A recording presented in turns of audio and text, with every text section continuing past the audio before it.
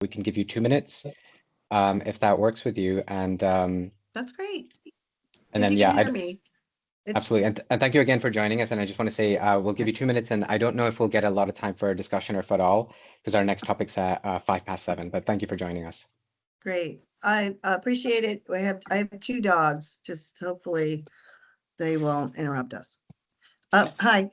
So I'm Sue Campbell, and I know Lee Clark came last month and talked to you guys. I'm a member of the VHC working group. We've been meeting for like 3 years to address the development at Carolina Springs Road, the VHC development. And thank you for giving me a few moments to speak with you guys. Well, mainly we want to talk to you guys because pedestrian safety is like our major, that's like top of our list for what our concerns are with this project. Um, and we've engaged with the county back and forth about it. And over the years, we've tried to do all kinds of improvements with the sidewalks and everything. Now that we have some data from the engagement survey that just got finished last week, we feel like we want to reiterate some of the issues we feel were critical to address with the proposal. And the first is, well, the second entrance, which is at the bottom of the hill and it abuts the medical office building. If you guys have ever been on Carolina Springs Road, you know that it's already a little bit dicey there, especially if you have to get into that doctor's office. So it enters the roadway via their loop road enters the roadway from between two retaining walls. So there's like a sightline problem and there's no light and there's all kinds of things that they can do to improve it. They're talking about a left-hand turn lane in there. So there's lots of things that could be done, I think, to improve it. I know that with it being a hospital, that's part of the issue. And we have lots of ideas and we'd love to talk to all of you guys more. I had a really great conversation and told Don a whole bunch of stuff about like the Kenmore kids and all the crazy pedestrians that go on in the afternoons. Our other concern is this path that comes from Fifth Road South. And I sent you guys an email earlier today with a screenshot that I have no idea how to share screenshots, but basically, since we've had a couple conversations with the county, I don't think that they understand that Fifth Road doesn't go through. It's two dead ends. There's Fifth Road and then there's Sixth Road that goes right into the hospital. Fifth Road is two dead ends, and there's this little path that was put in by the county over 10 years ago before the medical office, before the behavioral health center was on the books.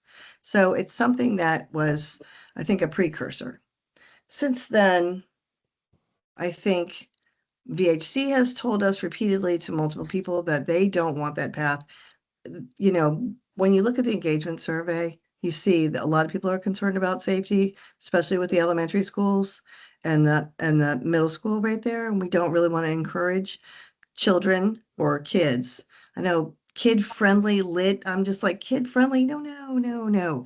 So we also have, I don't know if you guys have been to Glen Carlin, you've been invited to the pancake breakfast, but it's just a very close-knit neighborhood with lots of children running around in the streets.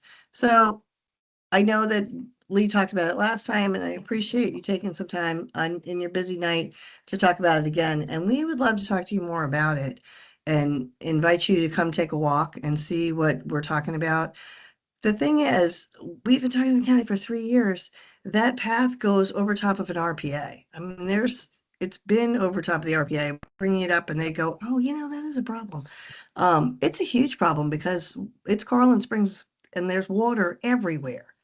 There's like 3 rivers underneath that site. So a lot of concerns, but definitely those are the 2 issues that pertain to you guys more than anything. And I don't know if you guys know Dixie Duncan. She's now talking about Carolina Springs being the most dangerous road in Arlington. So be aware of hearing about that.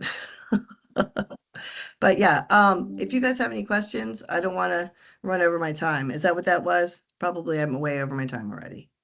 Thank you so much for coming in, and appreciate your input. So and of course you're welcome to stay for the rest of our agenda topics. Awesome. Sure.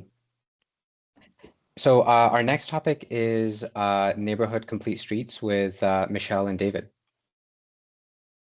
So I had offered, I think I probably am going to take a good bit longer than Rich if I am predicting right. So I had offered if Rich wanted to go first, but as long as that's amenable to the chairman and to David. It's fine with me. Yeah.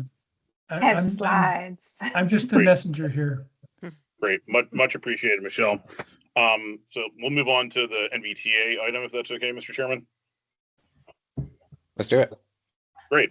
Good evening, everyone. My name is Rich Roisman. I am a Regional Transportation Program Manager with the county. What I'm here to speak with you tonight is about the public comment period for our applications to the North Virginia Transportation Authority, the NVTA.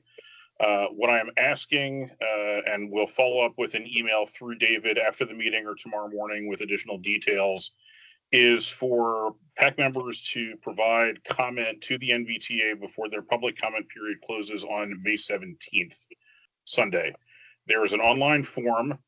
Every 2 years, the NVTA, which is a regional transportation planning and programming organization who gets revenue from state level taxes imposed within Northern Virginia, does a call for projects for transportation capital applications. This 2-year cycle, the county has 13 applications in for around $130 million in requested capital funds. Most of those are either pedestrian oriented directly or have a significant pedestrian and or bicycle element to them. The NVTA's evaluation criteria tend to favor highway expansion more than other criteria. That's a function of the state code that created the NVTA.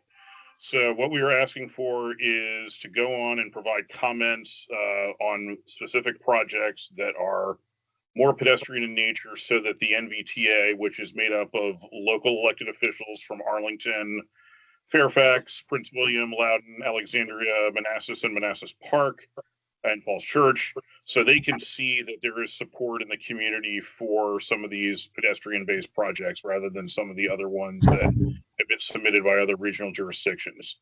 So, as I said, I will follow up through David with a detailed email that can be distributed. It will have instructions directing you to the NVTA's website and how to fill out the online comment form and which projects by number are the ones that we would like to support on, and for some additional talking points about specific projects that may be applicable to copy paste in there. So we appreciate the committee's ongoing support of our transportation programs, particularly those that are pedestrian oriented. And I'd be happy to stop and take any questions about either any of the projects specifically or about the NVTA process. One question I have is, Rich, so are you asking us to sort of submit online individually or also Correct. submit a letter? No, online individually. All that's required is your name, email, and your zip code of residence. If you would like to affiliate yourself with the committee in your comments, that is your prerogative, but I think it's stronger to have individual comments from community members rather than a collective letter from the committee as a whole. We have two hands up. Who's the first? Dave, you're first. Thanks. Rich, thanks for the discussion. You mentioned the criteria. Are there any criteria that you would recommend that we focus on that include or would favor a pedestrian-oriented project?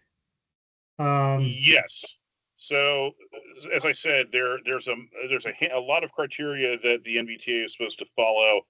By state code, they are required to prioritize congestion reduction relative to cost as their highest weight.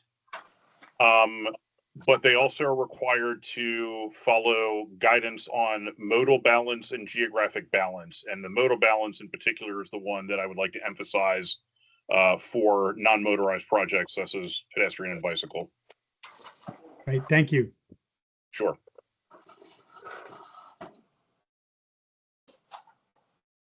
Pam? Hi, thank you. Emma, you asked one of the questions I was going to ask. The other one that I would like to ask Mr. Weissman is why these projects and why not some of the other projects? I can see some of them are all transit related, and are you also asking the Transportation Advisory Committee to address those? But some of those seem, there's two George Mason's projects, and you've Right. chosen one but not the other. So I mean, yeah, we can do so more if we want to do more. yeah, I mean, you could do all of them if you would like. The part of my basis is NVTA has ranked and rated the projects already, and the ones that I'm Right. emphasizing are ones that did not score well in some of their highway rankings that need a little bit of a boost to make sure that the authority understands that there's community support for some of these.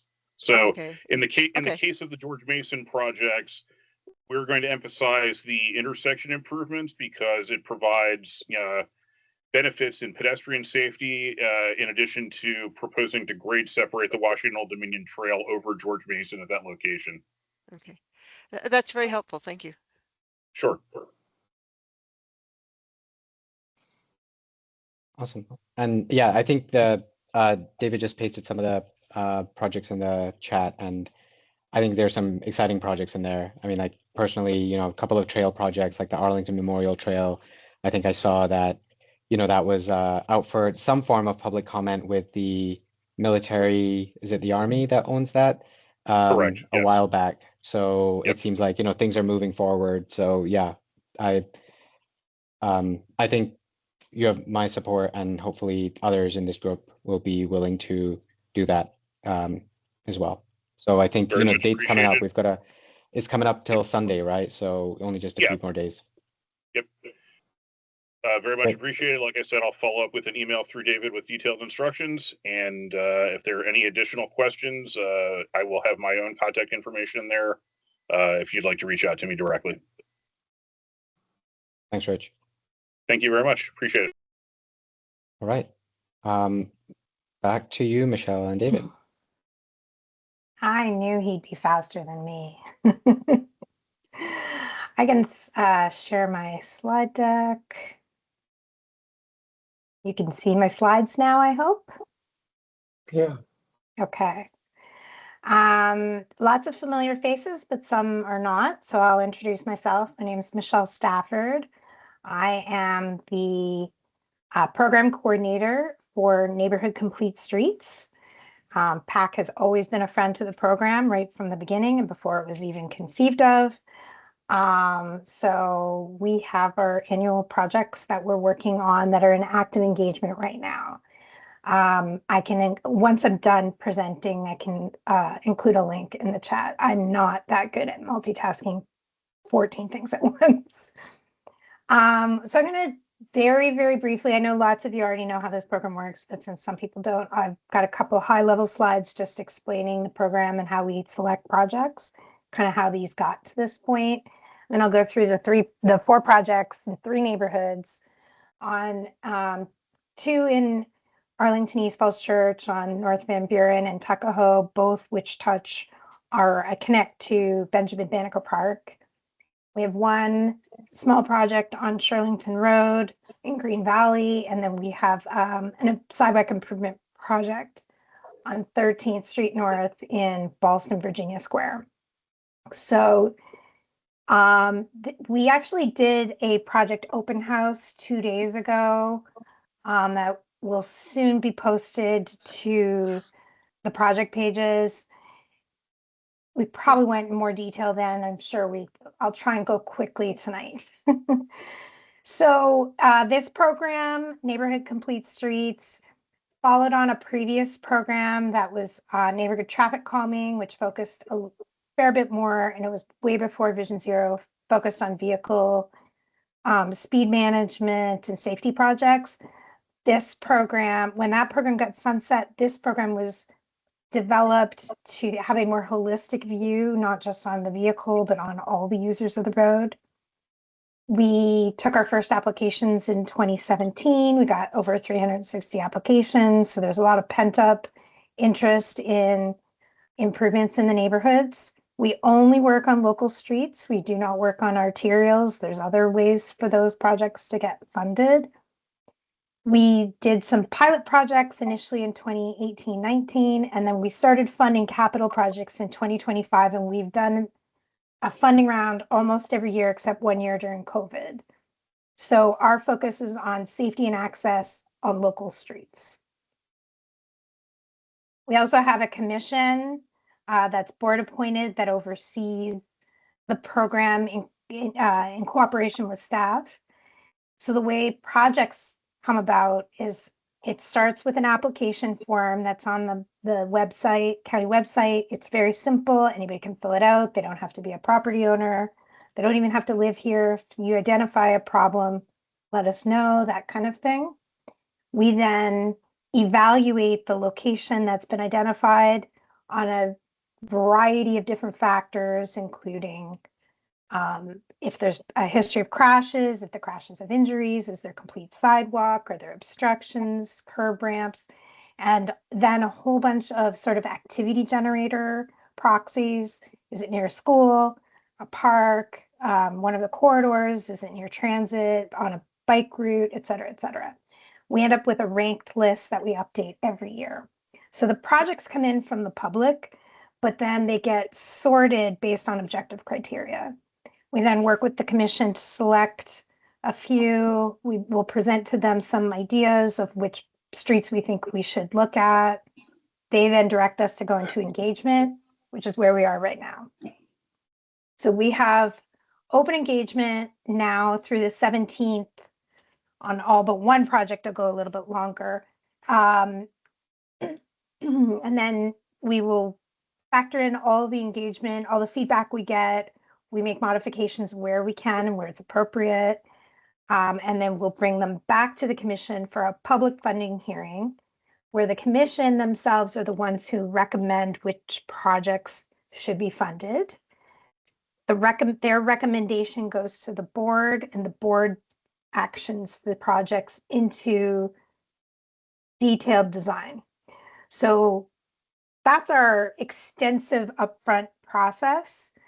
Just to have an official project, we have an active project portfolio. We've built a number of projects. 11 capital projects have been approved.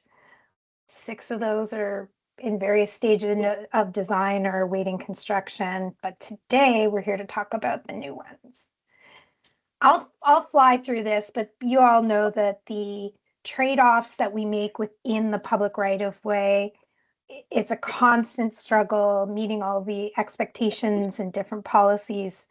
But we like to add this slide to remind everybody that it's really difficult to fit every element into a street, especially on neighborhood streets. So kind of setting the stage that most of the time somebody isn't getting what they're wanted on the street, but we do our best to balance all the different priorities. All right, so moving into the projects, I wanted to just say all 4 of the projects I'm going to show you have been on our list since 2019. They have moved up in the rankings this year. The first one we're looking at is a block with some missing sidewalk on North Van Buren between 18th Street and 19th Street North. This is a really challenging part of this neighborhood. There's a heavy bike traffic utilizing Van Buren in particular, and which can create a lot of conflicts with pedestrians. So our goal is, and here I have some images of where the sidewalk is missing in that neighborhood. The street is pretty narrow and it connects to Benjamin Banneker Park. There's just a lot going on right here. So we're looking to complete the sidewalk, basically connecting with the existing sidewalk on the west side of the street with this new crossing into the park that would be striped. It's not right now because there's no curb ramp there. It's a pretty simple construction idea of just continuing what's existing, all within the county right-of-way, no changes to parking, and the curb line would remain the same. So I'll do the two Falls Church ones and then I'll stop if there's any questions and we can move on to the next one, if that makes sense. So the second location, it's 2 blocks to the east. Very small section of missing sidewalk. Also at an entrance to Benjamin Banneker Park. I'll show, oops. So you can see on the left where the sidewalk just stops due to utility pole and tree. Unfortunately, that tree is in our way, but the sidewalk will continue down to this park entrance on the right. Here we show how it connects to the trail. It's at the bend of the road where 18th Street meets Tuckahoe. It's sort of a blind curve as you come out of the park on this trail.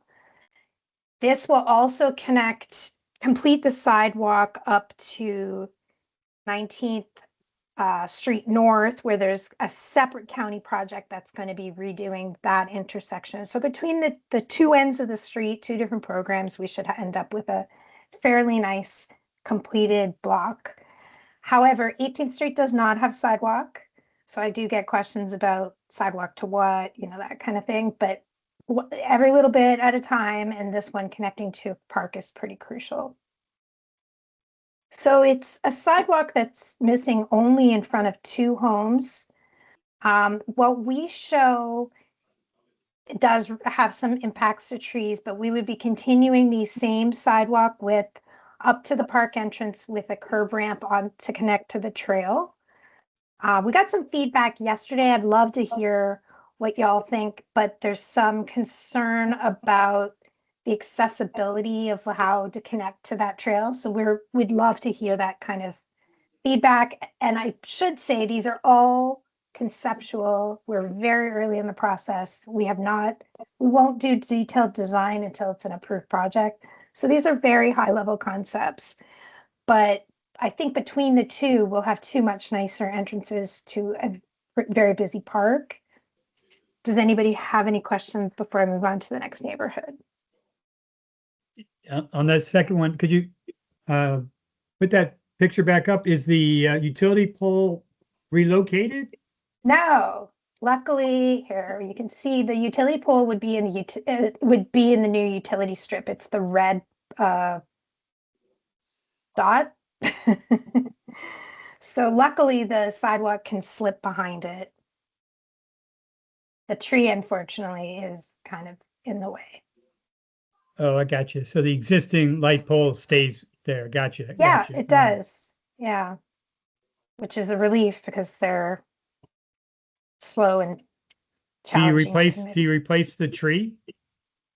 I'm sure we get into the detailed tree planting stuff much later in the process, but yes, I'm sure my colleagues in urban forestry will have something to say and require. Yeah. We may not put it in the same location. Near course, utility yeah. poles is actually a really terrible place for Of trees course, to yeah. thrive. So, but right near a park, or if property owners desire it, we sometimes put them on the front yards. There's 4 trees, missing 4 trees out of the project. There's 3 Yeah. more on the end. Yeah. Yeah, I think the ones near the park entrance are not as big, but the one that's next to the utility pole has been shaped around the wires and pole. So it's actually not the greatest looking situation Sure. anyway. But yeah, we replant. Yeah, I think I spent a lot of time, especially around the first location and also on the second location. I think it makes sense, especially if you're walking you kind of have to you're like behind a parked car and then you have to come out and then go back in. And so yeah, it totally makes sense. I think that it's been on your list for so long now. Yeah.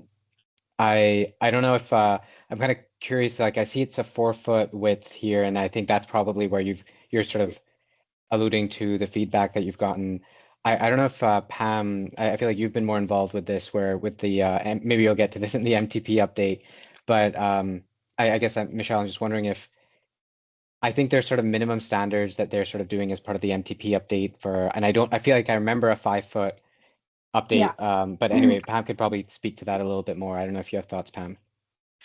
Yeah, I'll be covering that when I make the presentation because I'm so excited to finally see what the sidewalk widths are. But yeah, I believe it is a minimum of 5 foot, even on local streets, when you're doing Yeah. something. So This can it would be be an 5 feet? exception. Yeah, Where we can't, okay. yeah.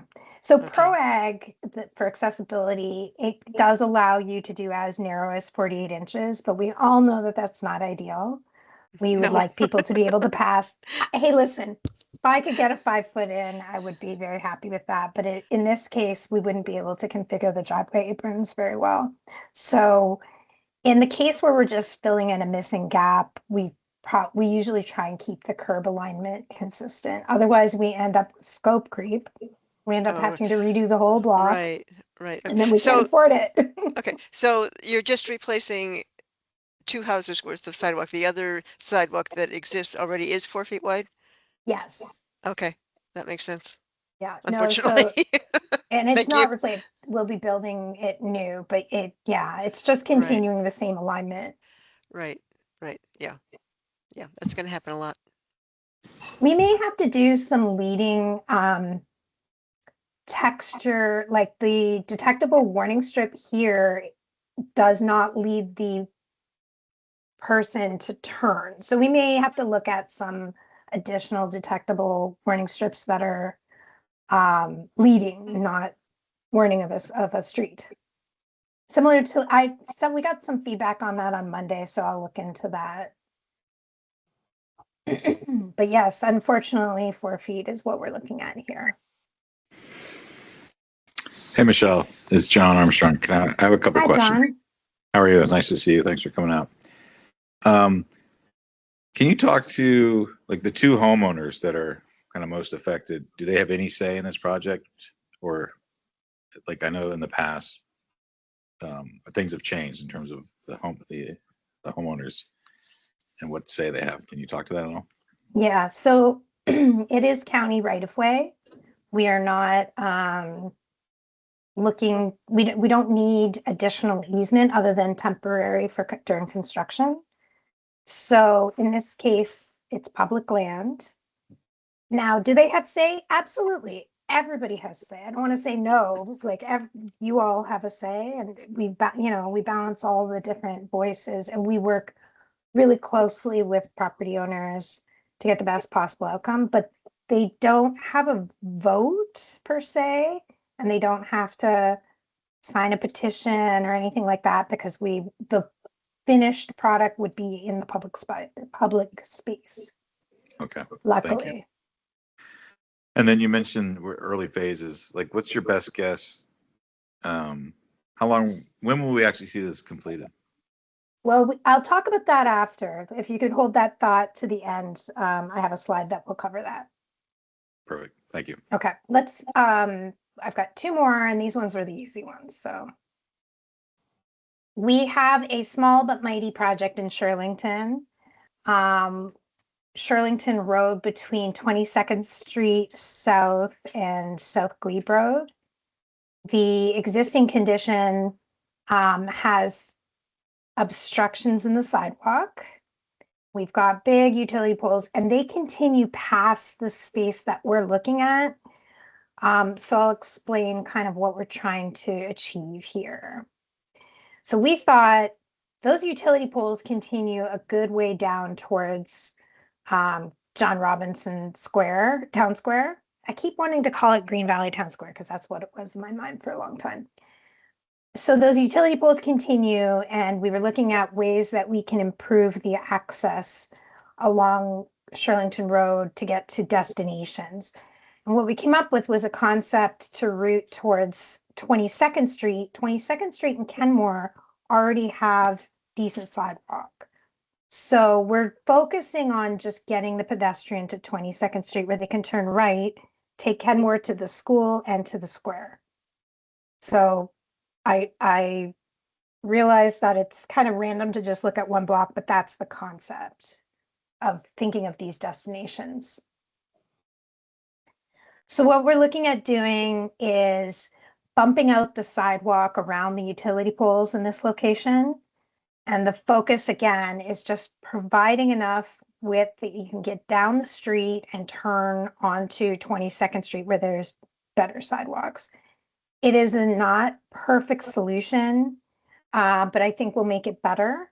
If we take the project to the intersection, due to the standards of PROAG, we would end up having to treat every single corner, get an additional crossing, and the scope would be literally double. And you would still land at sidewalks that have obstructions on that block on both sides. So what we are looking to do is route the pedestrian to 22nd Street where they can divert to Kenmore. Are there any questions about this one? You will divert them by signage, or how does that happen? Oh, well, This I mean, you could still walk down Shirlington, but if you needed an accessible route, you would turn on 22nd. But I mean, there is sidewalk. I'm an able-bodied person. I can walk the whole distance, but I don't know how to answer your question actually, because I don't think we have a standard signage for accessible routes.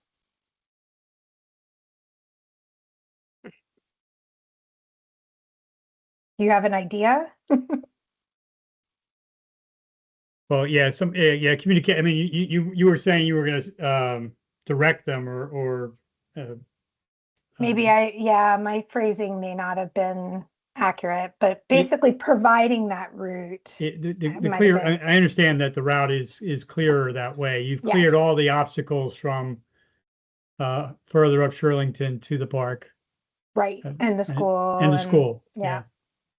Hopefully, I guess people will figure it out too, because the sidewalk on 22nd Street is so clearly superior to the next block of Shirlington, so. And if you're going to the school, you would certainly prefer 22nd anyway, it's direct, but anyway, are there any other questions? I see Pam, you have your hand up. Yeah. Yeah, so how wide are the sidewalks on that you're going to be doing the improvements to with the bump out? I think they end up 5 feet in the bump outs. Okay, and the Or existing is it sidewalk is, 6? and the existing sidewalk is Oh how wide? gosh, it's like there's Variable? let's look at the picture. I mean 2 feet, like this distance is very small. Mm, mhm. Well, when they're not obstructed by the poles, how wide are they? Oh, I don't know. Let me look. I can, sorry, I didn't bring an engineer tonight. Let me answer that question offline. Yeah, you can, yeah, because I will go Probably look at the site before it's due. This is close enough to where I live that I can check it out. Me A too. different question, Yeah. and I've worked on a lot of projects in Green Valley, and I've always been really concerned about the sidewalks that are south of this, like from 24th down to the trail. And on the west side, they're just really narrow and horrible shape. And on the east side, it's all commercial property, and it's like cars parked on it and stuff. Any hope for fixing any of that? You could nominate it as long as that section is still considered local street, which this section is. Oh, that's interesting. I'd have to check the street typology map to see if it's local. Yeah, it's just there's so many obstructions. It's really tough. Like, and I don't live far from here either, so I drive past this all the time. It's really tricky. But you can go ahead and nominate it. Maybe. I I've have a nominated my QR own at street the several end. times and never got anything. Yeah, well, this one is close to the school and the park, so it Yeah, got yeah. points for those things. You know what I Right. mean? Right. And improving the one side of the street makes sense because it's on the way to the school and to the park. So yeah, that Yeah, makes and it's perfect sense. consistent with our current MTP, right? One Right. side of the street is acceptable on local streets. There is And a sidewalk on the other side. It's just these are substandard. right. Right. Okay, thank you. I will check it out. Okay. So this is the big one. We're looking at another location that has existing sidewalk that's substandard on 13th Street North, right near W&L and the YMCA, same street as the YMCA. So this got a lot of points for the proximity to Quincy Park and the library, the YMCA, and the high school.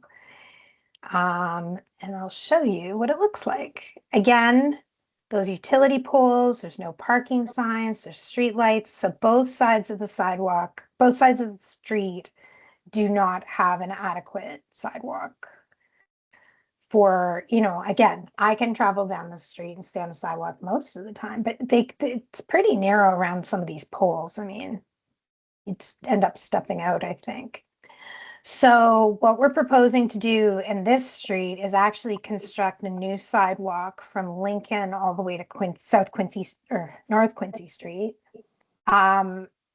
We are depicting here the worst case scenario where we actually have to bump out into the street around these two parcels where we don't have a permanent easement. So that's sort of why in this location, I don't know if you, can you see my cursor? Yeah, okay. So in this spot here and these two houses here, we don't have either any easement or adequate easement to have a straight curb line. So what we did is we showed the sidewalk bumping out in this location, which does end up eliminating parking in this spot. There's about 6 spaces that would be lost here and 2 here. That said, that of course got a lot of people concerned because parking is a big concern for new people on the street. But when we have an approved project, this is the worst case scenario. We will pursue discussions to see if it's possible to obtain the missing easements, in which case we would end up showing the sidewalk would be straight and consistent with the rest of the street. So the total parking loss is only 8. Oh, actually, I should have used this one, sorry. So this blows it up a little bit to show you where we have to jog over a little bit, and the street ends up only 25 feet wide, which is not wide enough to meet fire code and provide parking on either side of the street. And in this location, it would be 27 feet wide. So we would be able to have parking on one side only. So this would be a loss of 2 spots. But as I've said, you can see we've got an inconsistent property line here. And here we have easements, no easement, and then it picks up again. So this is, again, it's a worst case scenario, but we'll do our best to try and work with property owners to see if we can get those easements. However, what we didn't want to do is assume that, get a project going, and then have a holdout homeowner who refuses the easement, and then the project's in jeopardy. So neighbors here are having a kind of a hard time with the idea of loss, but I will say we're going from 52 spaces to 44. So there's still a fair amount of parking. It is RPP in this location. And there's really big driveways, not every house, but a lot of these houses you can see they have 2 cars wide driveways. Some of the buildings that have more than one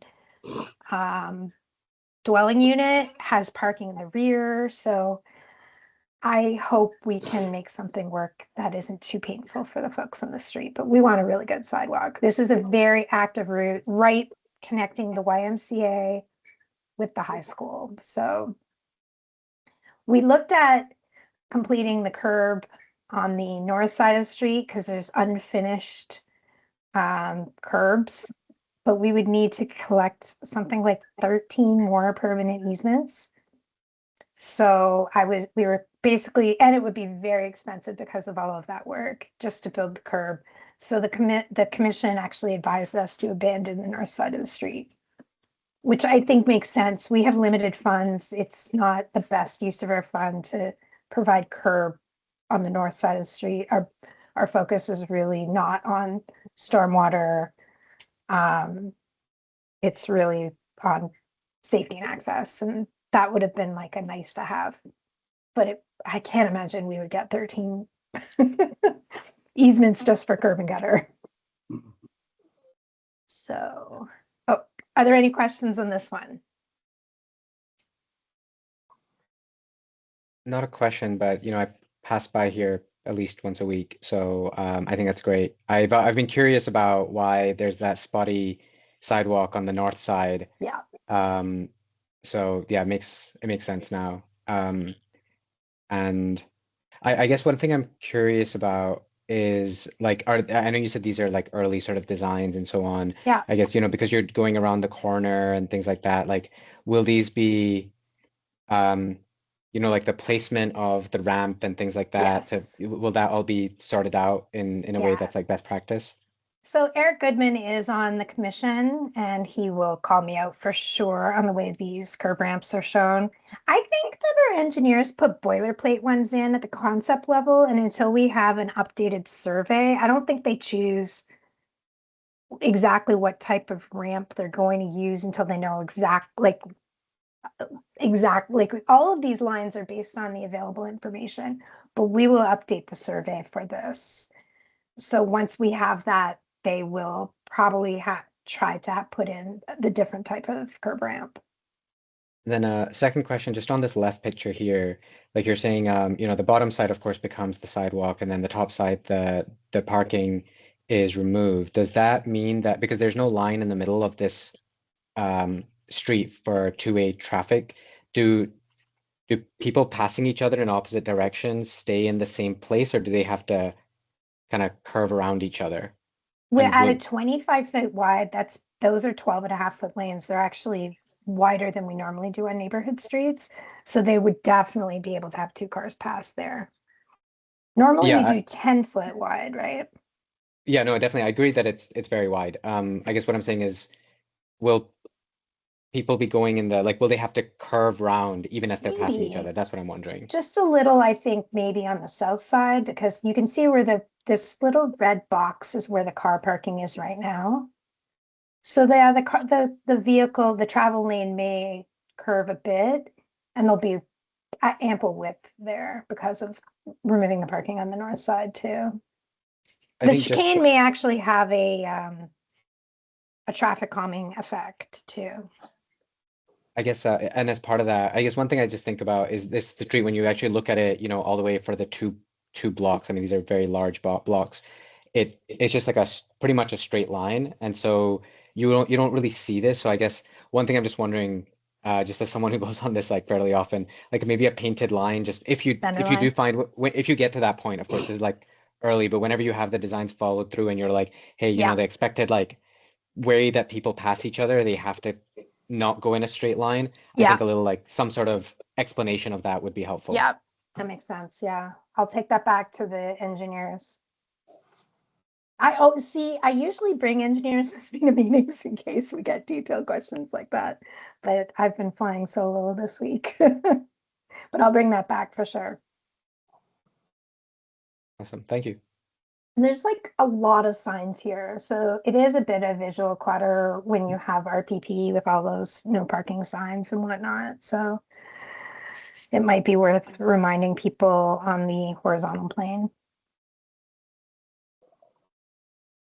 Wow, you guys are being super easy. This was the one that I got the most questions on Monday. Well, Are thank there you any for. Are there Oh, any sorry, other questions on any of the projects? So I will say, and David can send out the slide deck. Feel free. These QR codes, we have open public engagement. That's the QR on the left. If you have an idea, Pam, for another street, doesn't hurt to throw it in. That's the QR code in the middle. And then we included, although I'm sure this group knows how to report problems. We also have vacancies on our commission, so I would be remiss if I didn't make a plug that we're looking for more volunteers to join the commission's work. If you know friends that are interested, we only meet about 5 times a year. So it's a pretty low expectation of time. Some commissioners are more involved than others. But about 5 meetings a year, so it's not too bad. And they do have influence on spending of capital funds. So it's kind of a neat role. Our next steps, we'll go to the funding hearing in late spring, as we do each year. We'll go to the board in the summer, and then it'll be turned over to project management for detailed design. To answer the earlier question, I have projects that were approved in 2023 that haven't been constructed yet. Things take longer than I would like, but I would not anticipate, I mean, I would hope that the smaller things we may be able to construct with water sewer streets so pretty quickly because they're limited in the amount of design that they need. But certainly the bigger sidewalk projects will be a matter of a magnitude of years before they're built.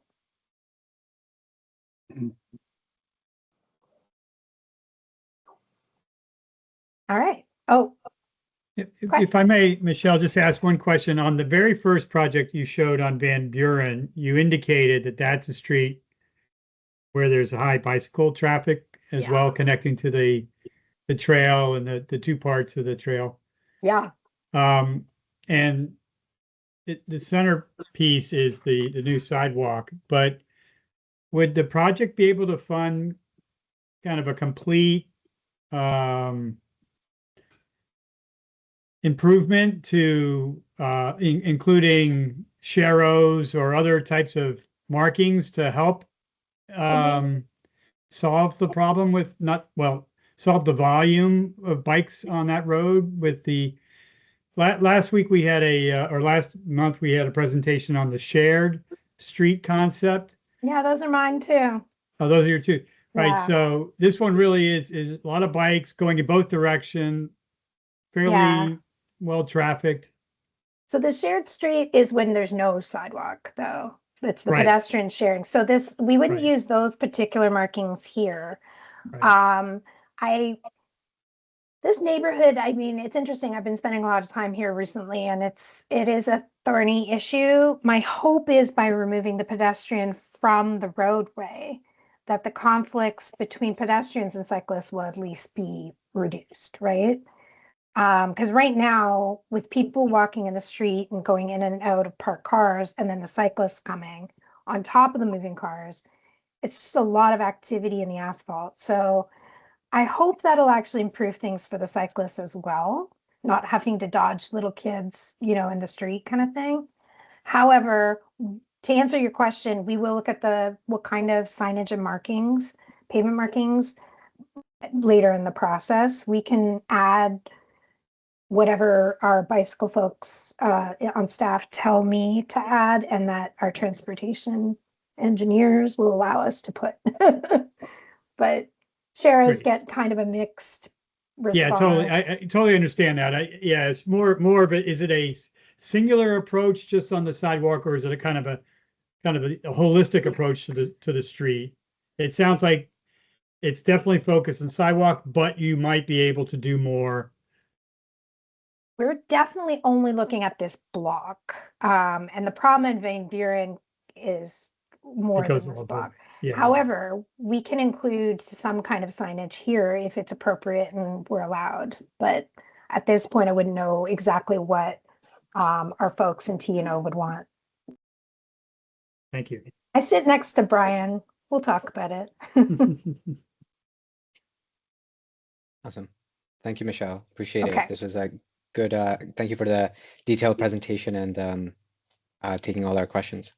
And if once we get to it, and we have our funding hearing, it's always great to get a letter from PAC when we go to the board to include in the bundle. So if you feel so inclined, we'll probably be going to the board in July. Yeah. Are there any other questions about the program too? Oh, sorry. I was just going to say, if you send us over an email, I think we can definitely do that just as a reminder. It'll probably be July tomorrow, so it'll be helpful. Tell me about it. All right. Thank you for your time. Sorry it took so long. I hope not to be a stranger. I've always enjoyed coming to PAC. Thank you. Appreciate it. Thank you. Thanks, Michelle. All right. Our next topic is the minutes approval. So Pam, did you want to? Sure. Thank you. And thank you, Michelle, for coming. Come back. I sent out my draft minutes a couple days ago. So these are the draft minutes from the Wednesday, April 8th meeting. I would like a motion to approve them from somebody. I'll move. So move. All right, thank you. Second, please. Second. Okay. Any discussion? There were a few typos that I fixed up and before I sent it out. Okay, no issues. And everyone who is in favor of approval, say aye. Aye. Aye. Aye. Aye. And anyone against approving them, say no. All right, they're approved. Thank you so much. Now, see, that's very fast. On to the next item. Perfect. Right, we're back on track. So next topic was the June meeting. So we've been considering doing a walking meeting. I believe we did one. Was it last June? Around the Yes. Gateway Park. Yes. So anyway, I think I guess David, Pam, I think you're both maybe wanting to cover this topic, so I'll pass it to you. I think I'll ask David to start if he has thoughts on this. And I think we kind of reached a consensus to do one in Ballston, because we haven't done one in Ballston and there's a lot of things going on there. So David, have you investigated whether that's an option? I think it's an option. I got so far as talking with my immediate working group. And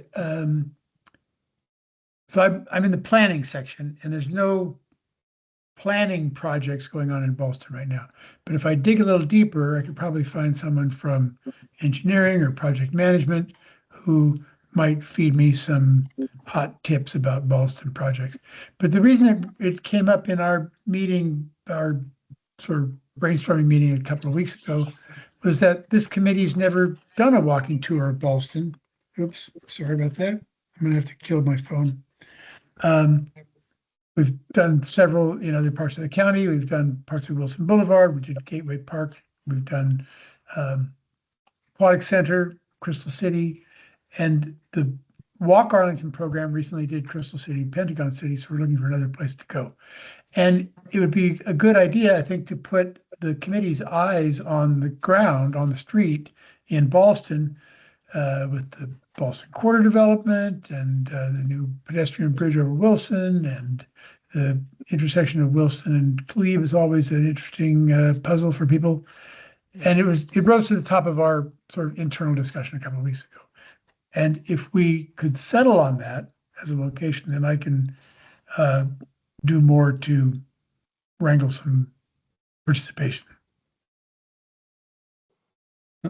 I think it's an excellent area to take a walk around. I think you got obviously future projects, but I think the construction projects would be something I'd be interested in visiting in terms of how they are handling pedestrians around large construction areas. Some are better than others. And when we have a sidewalk closed, what's happening? I mentioned this on a prior call where I see a lot of people actually walking in the street and in a number of places. So that would be something I think we could take a look at in the Boston area. Dave, I'll give you you're relatively new to the committee. There's a thing called MOTs, which are called maintenance of traffic. And MOTs have been a big conversation for several years for the bike committee, the pedestrian committee. Oh, doggone it. I'm going to have to shut this phone off. Yeah, sorry. So it's maintenance of traffic, it's maintenance of parking spaces in lieu of the sidewalk, things like that. Totally. Yeah. I mean, I bet it's pretty complex. Yeah. So I agree that sort of a field trip to inform those discussions would be a good thing. John Armstrong has his hand up. Yeah, or Dave just reminded me of something I've been curious about. How would I find out? This is a question for David, I think. There's a block in Boston between the Episcopal Church and Andy's Pizza. It's on Fairfax Drive. And the sidewalk's just been blocked. There's scaffolding.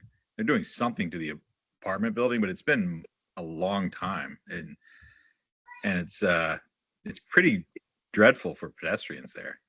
And I've been meaning to, I pass there in the evenings sometimes, so I forget that I want to reach out to somebody to find out what is going on and when this will be resolved. Do you have any recommendations, David, on who I can follow up? First step is always report a problem. We've had longstanding discussions with those folks too, but that system's getting better.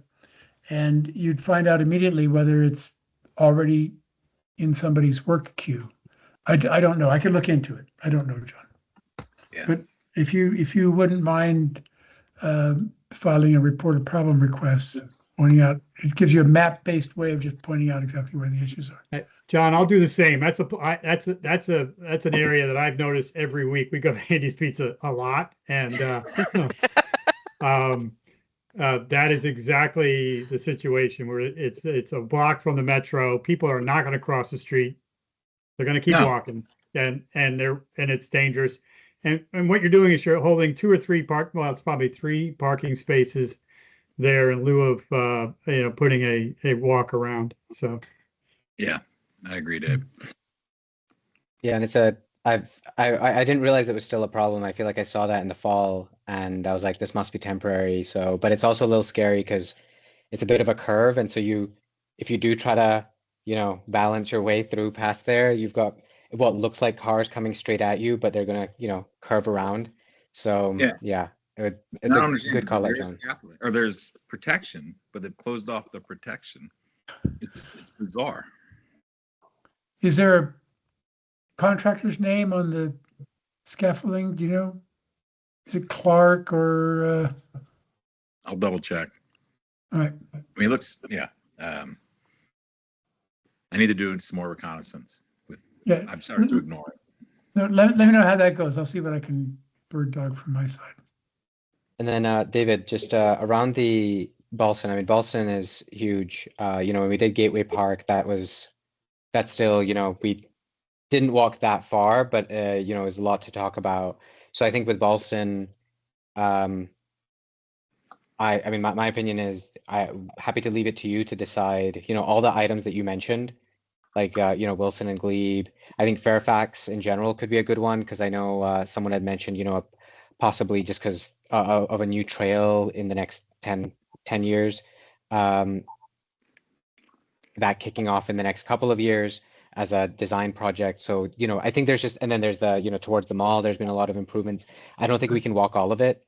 That would probably end up being like, 2-3 miles and like several hours. So I'm happy to leave it to you to pick whatever your research picks up as like someone willing or, something that seems like we can have a fruitful discussion around. I think there's no bad option in Ballston. Okay, I'll start penciling some things out. We've got the college there. We've got a second entrance to Metro coming. We've got tons of traffic. We've got trail entrances, extension of some of the bicycle facilities that are in that one block by Marymount. There's supposed to be extensions of those going on. So I'll start penciling out some ideas. Can we see if either Mary Delau or Lauren can come on the walk and help us out with designing it and providing a microphone and stuff? That's a good idea. And Mary is terrific at laying out reasonable walks. That's a great idea. Speaking of Mary, I don't want to do it right now, but she gave me a very brief report to read to the group tonight because they're not coming tonight. And they would be scheduled to participate in the June meeting. So that's perfect then. bang for the buck. They could walk. And last time for our walk we had Dan Neighbors, and he was just amazing if he can be involved or suggest somebody else. Yeah, well, here's a little inside baseball about that. Is that Dan did that completely on his own. I know. Sort of against the recommendations of my higher ups to try to get staff people to come. So I don't want to repeat that hot seat that I found myself in. Dan was great. Dan is a great guy, and it was a very good meeting for us.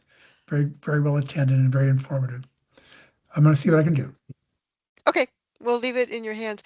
And ideally, we'd like to have it on the same meeting date, but if it has to be a different meeting date. We can probably deal with that in June. Okay. If some key people cannot do it on our meeting date. Okay. And I guess time as well, right? Yeah. It's normally if it's same date but different time, I think we can also send an email around. Yeah, usually for the walk last year, we started at 6:30 rather than 7, just to give us a little more daylight time. And that's, I mean, it's going to be height of summer, but it's still nice to have an extra half hour there. And one of the reasons we were interested in Ballston is it's on the subway, so we can get there. Those of us who don't bike and can't walk all the way to Ballston. Great. Okay. Thanks, David. Sure. All right. Next topic is the CIP update with Dave. Dave, you have some slides, and thank you Great. for putting those together. Good. So this is a quickie, and it's a preview at a high level just to get us thinking about what we're going to be asked to look at over the next couple of weeks, talking about the CIP. So we just want to do a little introduction into the CIP for those of you who haven't been thinking a lot about it. Get some discussion in terms of what our priorities might be, and talk about what we might focus on, where we can have the best impact in terms of those things that are pedestrian-focused capital improvements. Just at a high level, it's important to think about this as a 10-year program that really evolves over time. The last, it's approved every 2 years. And the last cycle was 2025 to 2034. It's a $5.2 billion program. So roughly, round numbers, $500 million a year, inclusive of schools. Schools, I believe, or recall, it's about 700 million of that. So county infrastructure, about $4.5 billion over 10 years in the program. So roughly $450 million a year. And it covers all kinds of facilities, transportation, we'll go over that, water, government facilities, parks, and the like. The process is important because we're right here in May, and we've had a chance to provide some input. You might have seen the surveys and some of the outreach on questions about the capital program over the last several weeks. This month, the board will be receiving a presentation from the county manager, and the proposed CIP will be released, I believe, at the recessed meeting on the 19th of the board. Sometimes a little later in May. And then from that point until the July adoption, it's really around the same series of workshops with the board and the various team leaders of each of the programs. So we'll have an opportunity to see presentations on each of the programs that we might be interested in as they are given to the board at the very least. Again, just in terms of the magnitude that we're talking about of the largest parts of the program, transportation is a very large part. It's 1.8 billion over the 10-year period. So a little less than, maybe call it 40% of the whole program. Utilities is also a very large program. That's water, sewer, and stormwater. Government facilities, metro, paying for the long-term maintenance and major maintenance for the metro system, and then parks. Those are your 5 largest categories. Just highlighting transportation first, there are really 3 areas that we might be interested in focusing our attention in terms of within that $1.8 billion transportation program. We've got a complete streets category, if you will, and that's almost $800 million. It includes large things like reconstruction of streets around Crystal City, Pentagon City, Potomac Yards. That was the largest piece of it in the last program, $150 million, all the way down to that neighborhood program we just talked about, right? That's about $1.5 million a year for those sidewalk programs on local streets. So a very broad range within that program. a lot of it has to do with pedestrian-oriented infrastructure. The next one is the transit program. And we just mentioned, when we talk about Boston, the big program there, or the big investment there over the 10-year period, is the new metro station entrance at Boston. That's the biggest piece. Let me see if I can pick out another one. Bus stop accessibility. That's another important pedestrian-oriented investment program, and that's about $1 million a year. It's not a huge one. Okay, so then the third one is maintenance. The big part of maintenance is paving, but but the other parts are sidewalk construction, ITS maintenance, and so forth. So those are key areas for pedestrians as well. Just wanted to highlight, this is again, the prior plan. What I wanted to show is that in the last cycle, there was a really strong commitment made to Vision Zero and complete streets. They fully embedded the safety plans into the vision goals into the program. They boosted some of the street safety investments considerably, and they identified a number of large corridors that you're well aware of in Columbia Pike, Crystal City, Roslyn, and Langston Boulevard in the program. Lastly, Parks also has a component we might be interested in looking at. To get the trail program, it's about $21 million over 10 years, about $2 million to maintain and invest in our trails and bridges across 35-mile network, as well as some master planning of public spaces in major corridors like Fairfax Drive, Langston Boulevard, in the out years of the plan. And lastly, there is a separate program. We just heard about Neighborhood Complete Streets. There's a larger program, $100 million over 10 years on kind of comprehensive neighborhood investment, covering a broad range of locally driven and planned projects around pedestrian safety, residential traffic, parks, and stormwater. And that may be also something that we might be interested in focusing on. So I just wanted to highlight those three things. I'm sorry, and then within that program as well, maybe this should have gone with the complete streets. There is the kind of micro project strategy, which was all the way down to small projects. And this is one example where you're doing painting to enhance the pedestrian experience and slow traffic. So, that was a 5-minute intro. Just wanted to open it up for any discussion in terms of priorities that might come to mind in terms of where we should focus our efforts as we review the proposed plan and prepare to make our input known over the month of June.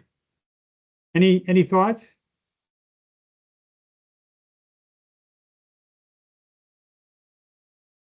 So How about questions? Yeah. I just want to say it was a very clear presentation, Dave. So did you have a briefing with whom to get all this information? Oh, I tell you, there's a ton of information. No, I haven't talked to anybody. There's a ton of information on the website about the capital program. Most of this came out of last year's capital program, right? This is not the future. This is kind of where the old plan was. So we'll be looking to see what changes in the new plan. But it's coming within the next week. The presentation to the board, I think, is going to be the 19th. So I guess after that happens, is your understanding that there would be like public input, or how do we, when and where, and how? Yeah, so great. So there are workshops. There's 6 or 8 workshops. There's probably a public hearing. That I'm not, I didn't make note of that. But there are board workshops with presentations from each department. So transportation will make a comprehensive presentation outlining their capital program. And so, like the operating budget, we want to start to organize our thoughts pretty quickly so we can provide the input prior to the board adoption in July. Let me look I'll look for some more information on the website for other opportunities and send an email with some clarity on that. That sounds good. I think what I find challenging with this is like some of these, like I imagine the output of this is what is the output of all this? Is it going to be I feel like there's that, table with line items in the budget. Right, exactly this. Yeah, that one. Yeah. Where did it go? David, are you speaking? You might be muted. I'm just saying it's many, many, many pages. Yeah. It's a whole book of 10-year plans. Mm-hmm. I think what I find challenging is where to start. It's like, this is such grand scale. There's looking at individual items. Many of them make sense, and I'm sure many of us would be supportive of. Then there's this like time scale of, when they ramp up and ramp down. And I guess what I'm not sure is there was the last time we did this 10 years ago? 2 years. 2 years ago. 2 years ago. Okay. It's a 10-year plan that's renewed on a 2-year rotation. I see. I'd be curious to know like what sort of input we gave. I guess I just have no idea what framework we use for providing input beyond being like, we are supportive for pedestrian, or we are supportive for X, or, it's saying this has gotten 2 million and we think it should get 3 million. I don't know if we can necessarily have that level of input. Eric? Hi, one quick question. What is the best way to give input to account for the distribution of past CIP funding?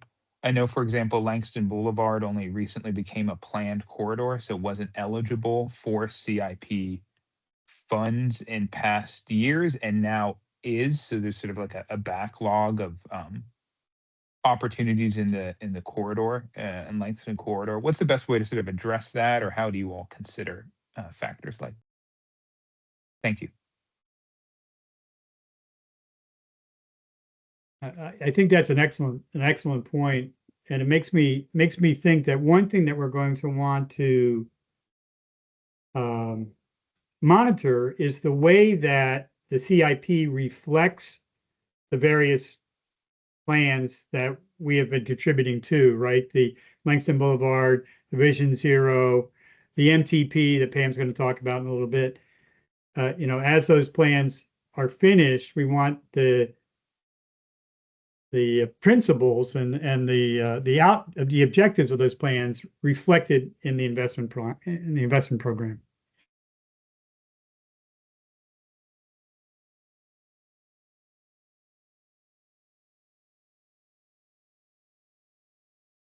I'm just going to confess again. These are great questions, and for somebody who's been on the inside, like I have for quite a number of years, some of this is just stratospherically above my pay grade.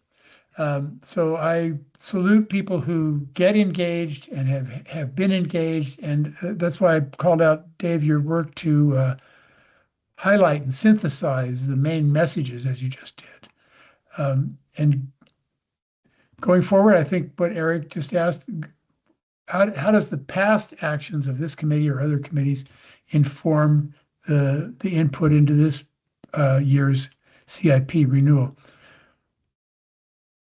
And who on the PAC, I know that Eric, I can pick on Eric Goodman because he's not here tonight. I know that Eric followed elements of the CIP very closely in the past. Pam, any other ideas about how to draw on the experience of this group to inform this current round? I think our ultimate goal is a letter similar to the one we did for the general budget. And we can, when the CIP is proposed, we can all look at, you can search on it, you can search for pedestrian, you can search on walk, you can pull up all kinds of things that might be relevant and interesting and see what they say. we always support Metro. That's a huge thing, and certainly we support some transit, but and the complete streets, a lot of stuff in complete streets we definitely support, specifically in neighborhood complete streets, but a lot of the other projects too. Some of the key projects that we have done in the past and will continue to do is CC to DCA, make sure the funding's in there. The project that was the Army Navy Country Club and it's been changed to a different name, that has I think they're actually going to start working on it fairly soon, but we want to make sure that it gets done because there is a deadline written in the agreement with the country club. And if it's not done with a certain time, we've lost the option of doing anything there. And it's not a perfect project, but it is another kind of missing link that will be valuable to a lot of people. And certainly a lot of stuff with trails is important. Street lights are important. There's a lot of different things. And sidewalks will be important. As someone just mentioned, yes, when the master transportation plan update, assuming that gets approved this year, that's going to have a lot of implications for corridor planning and sidewalks and other things. So that's certainly something we could push. That's a good point. There's going to need to be a lot of sidewalks built, which will make us very happy. Thanks, Pam. I think that's really helpful. And I think, Dave, maybe we can compare it to the letter that you had sent for the general budget, as in like, what are the themes that we did there, plus the themes that Pam just called out. Try to understand, to Eric's point around like the, relative prioritization, the percentage breakdown between different areas. Try to somehow figure out like, hey, does this how does it compare maybe to 2 years ago, and how does it compare to the themes we care about? Sounds like an easy task. It's probably could be like a 2-month task on its own, but I think in general, I think that's probably how we maybe approach it from like a framework perspective. And maybe I thought that the way that you approached the budget letter was great. So yeah. We can do the same thing. Yeah, it'll be fun. This is an exciting time. You think about this, there's a lot of great projects that come out of this. So I'll keep the committee informed over the next couple of weeks as it comes out. And then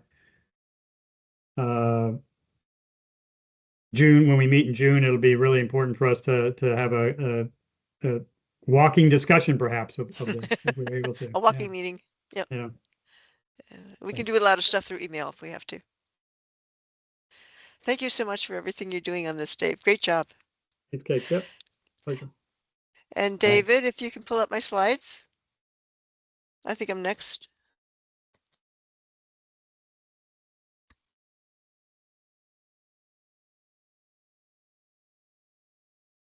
Sorry, David, if you're speaking, you're muted. I need to take control of the screen so I can share Pam's Right. slides. Yeah. And while he's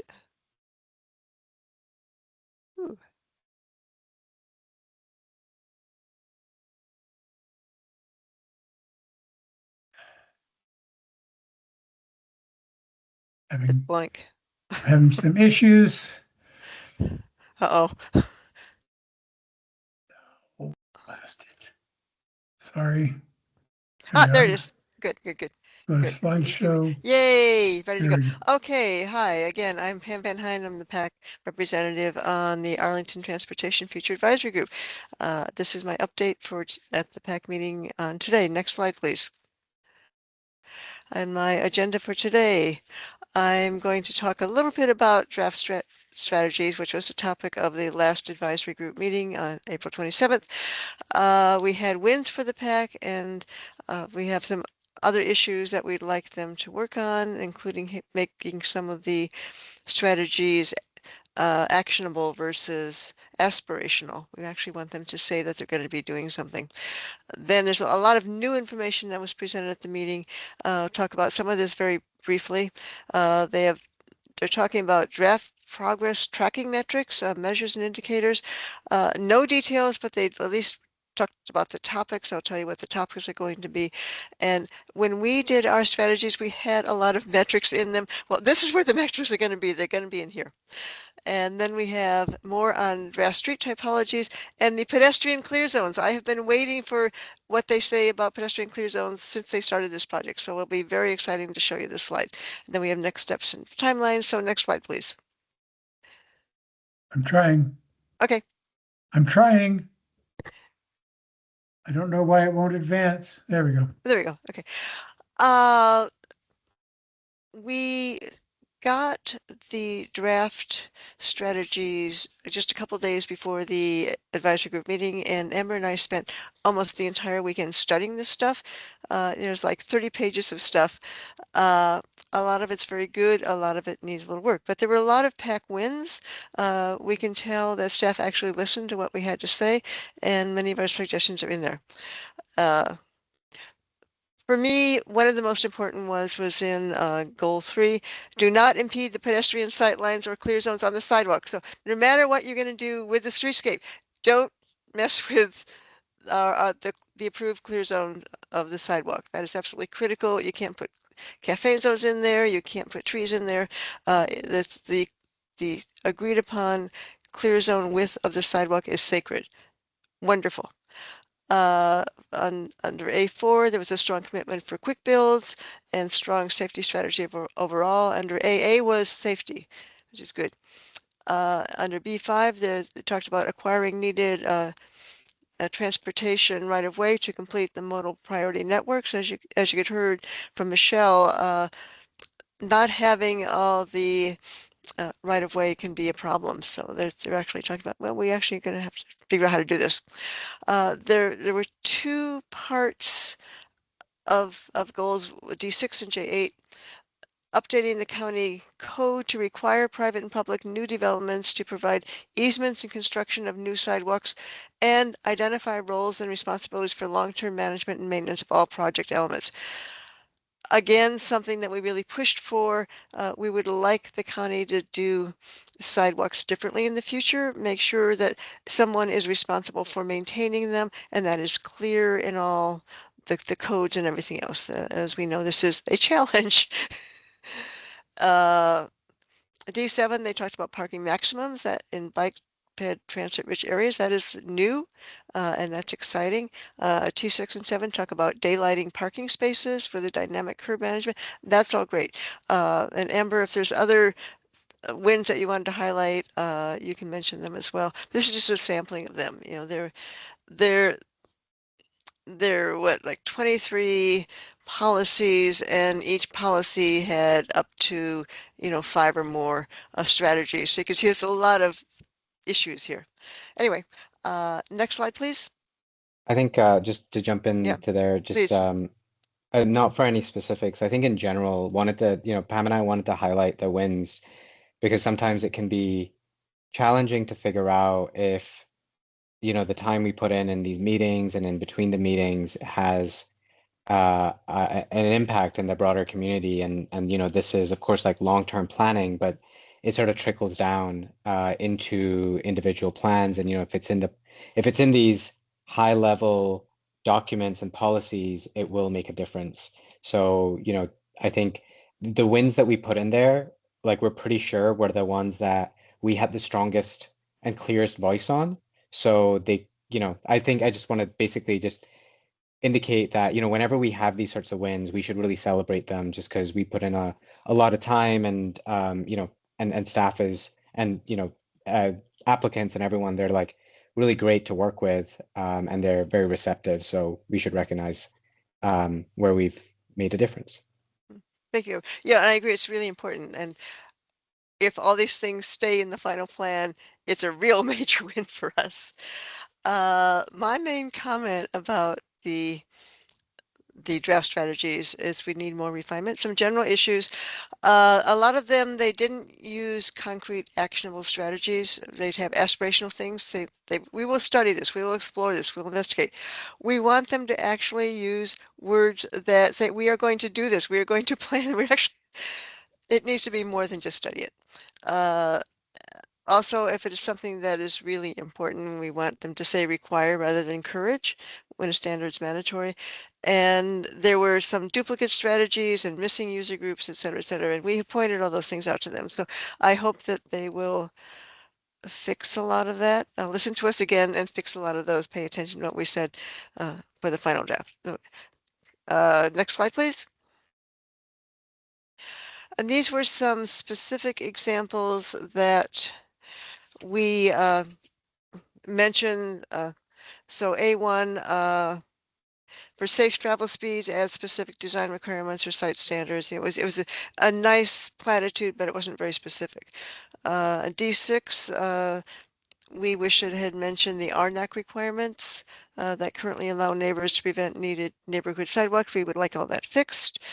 G2 sites using a community vulnerability index map, but our understanding is that map doesn't include people with disabilities, and it needs to include people with disabilities. That's a big missing element to it. And this is how they would evaluate transportation, part of how you evaluate transportation needs for vulnerable areas in our county. For E, which is behavior, a lot of issues with this one. It's missing strategies for driver and pedestrian behavior, including for older citizens. It had duplicates for bike behavior and students, but nothing about specifically about drivers or pedestrian behavior. For H2 and HP1, we asked that they include open houses for engagement for direct interactive engagement. Policy INM, there was no commitment to limit new car capacity. That's a big one for us. And Q9, we wanted adding consistent bike ped wayfinding across jurisdictions. That would be a good thing to have. And this, I don't think this was everything, but this was some of the issues that we raised. Next slide, please. Okay, now we're going into new information, and a lot of this, there's not very much out there, so I'm just going to briefly say what they are. So we have tracking metrics. There's measures, which are what we did, and indicators, what happened as a result of what we did. So it's two separate flow sheets for different topics for these metrics, and this is where all the data-driven things are going to be. Next slide, please. All right, this is a sample, and this is the level of information they were providing at this time. This is what they have for indicators, for safety, indicator eliminate traffic-related deaths and serious injuries by 2030, maintain zero traffic-related deaths and serious injuries after 2030, et cetera, et cetera. And travel choice indicate increased multimodal split, so fewer people driving. And I don't know what the specific measurement is there. And then decreasing the vehicle miles traveled because you're using other modes, and decrease in vehicles per household. Now, that's a good one. So this is just an example. There's a lot of details that they need to fill in on this. Go next slide, please. And these are other topics that they have. Modal priority networks, bike and transit, maintenance, state of good repair, environmental, affordability, and satisfaction. But they need a lot of details on all those. But that will be coming very soon. Next slide. Okay, we again talked about street types, going from what we have to arterials, collectors, and locals. Arterials are low density, medium density, and high density. Collectors are low density and active areas. Locals, low density and active areas. So you could have a typical residential street that's low density with not a lot of activity, or you can have a local street that's actually quite active with different modes. So each street type will include guidance on sidewalk clear zones, yay, landscape and furniture zone, shy zone, assigned curb hierarchy. All right, next slide, which is a cute illustration of the building to building transportation infrastructure. So there's an overlying layer of modal priority networks, whether it is for buses or bikes or both. And the street typology, you have curb to the build line, the curb hierarchical details. They haven't completed that yet. That will be part of the final plan. Street functional classifications that they've kind of settled on. And it's just a very cute illustration of how it all works. So there we are in the kind of gray areas on either side with lots of room for pedestrians. Next slide. Ta-da! This is the slide I've been waiting for a year and a half. This is your suggested clear zones. It gets very complicated and a couple of things. Yes. The first point is that they will start working on these sidewalks that are needed in the high priority corridors. Eventually we'll get to everything, but starting with those. And the other part of that is we're talking about new sidewalks, not existing sidewalks. As Michelle talked about with the neighborhood complete streets, a lot of what they're doing, there's already some sidewalks and you can't really expand wider sidewalks when you have existing narrower sidewalks that you're not going to touch. That just doesn't work. So anyway, so we have arterial low density, arterial medium density, high density. And what we're going to talk about mainly is, but choose the left column and the right column. Starting with the right column, complete sidewalk, both sides, both sides, both sides, both sides. One side minimum for a local low density.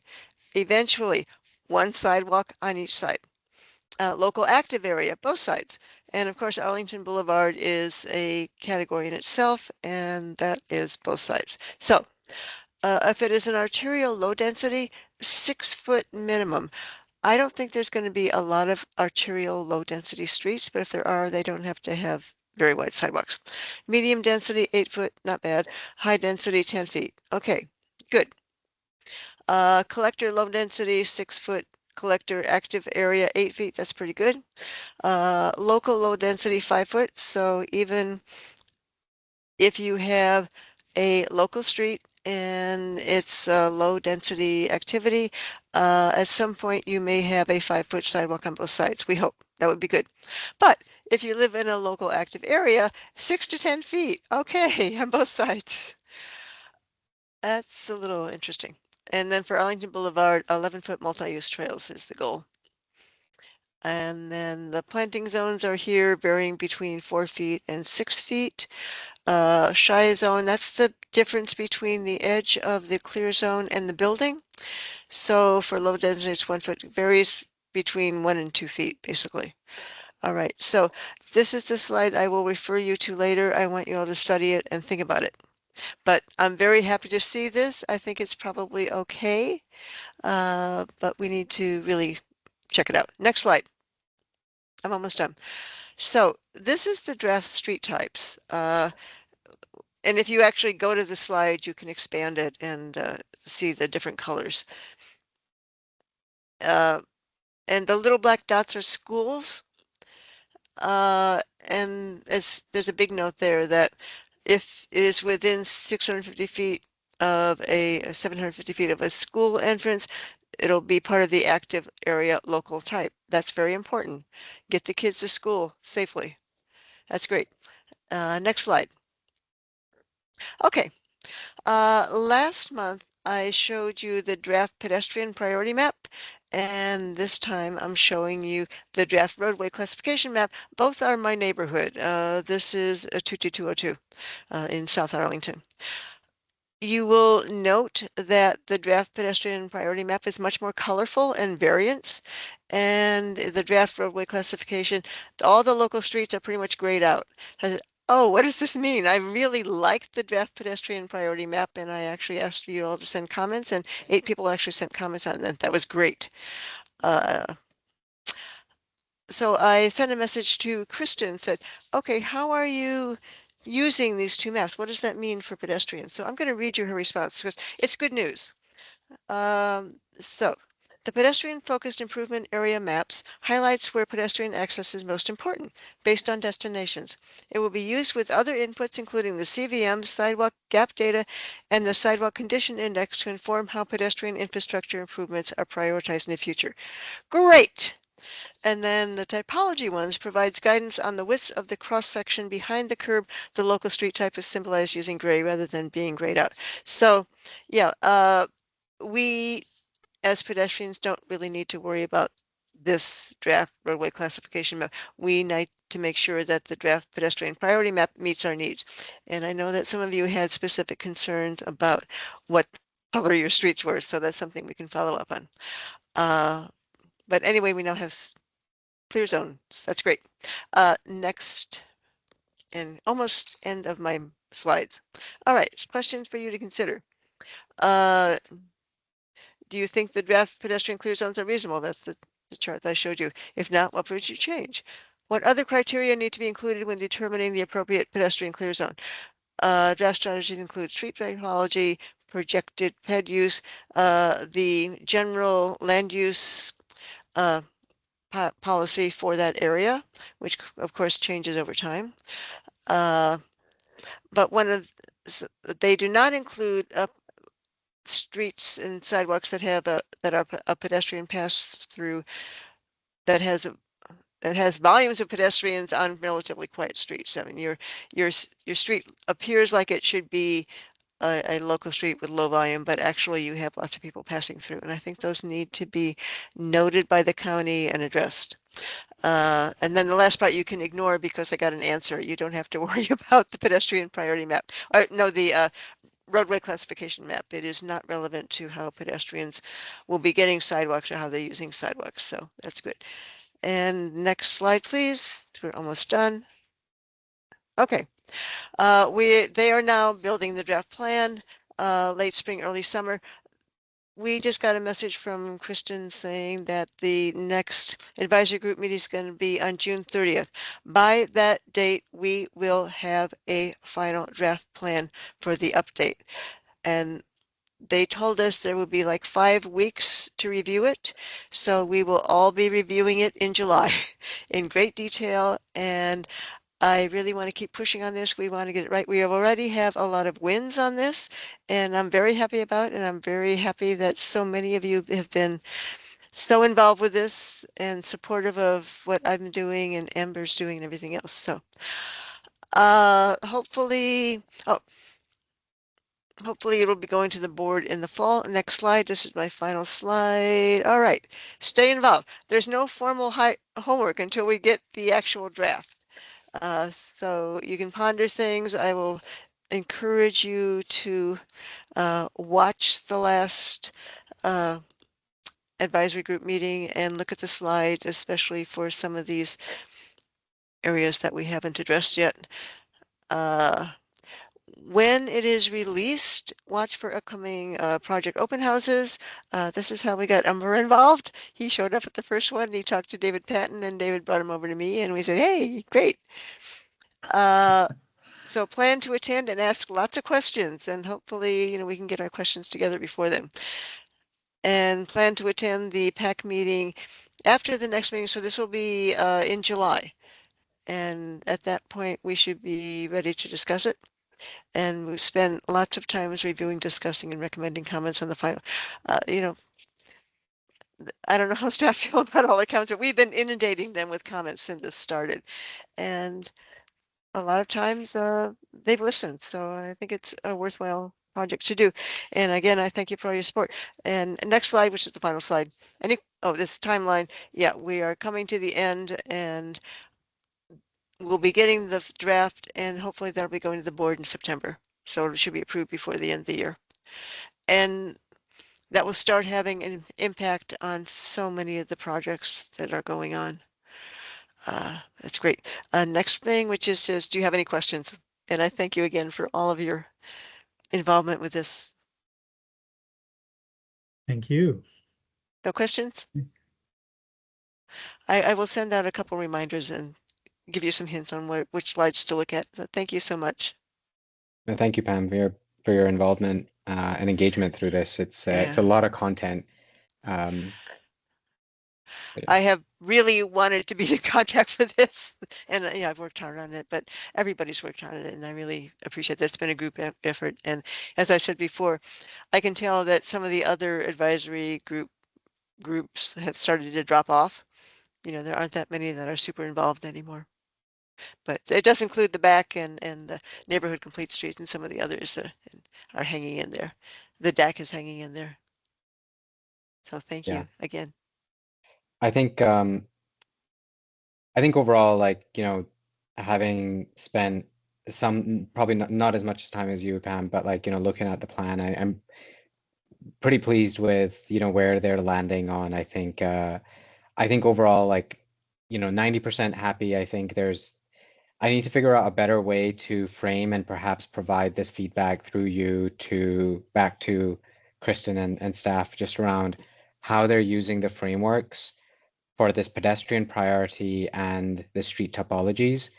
I think the sort of not to get on my not to spend like minutes talking about it, but I think overall I'm a little concerned that we say pedestrian priority, but then we put pedestrians and most sidewalks and the most pedestrians in the places where we basically are saying, hey, there's the most cars here on the arterials and things like that, versus like sort of, you know, starting with pedestrians and then figuring that out, or just saying like, hey, you know what, like where cars are, that's where we want pedestrians. Like I think that sort of transparency or clarity would be, or just like, you know, change the framing. Don't say pedestrians are the priority if they're actually, you know, we're framing everything around car travel. So anyway, I need to figure out a better way of like putting that into words that will make sense to staff. But if there's an opportunity to share that, I don't think it'll change anything, but I do want to share that sort of feedback to them somehow. Yeah, and I strongly encourage you and everyone else to attend the open houses and talk to staff about it. And again, you know, with the advisory group meetings, you can always give a public comment. You're welcome to submit something through me and we can talk about that another time. I'm not sure how persuasive that would be or that much different from you're just giving comments directly, but Yeah. Anyway. yeah. Any Thank you. other thoughts around the MTP update or questions for Pam?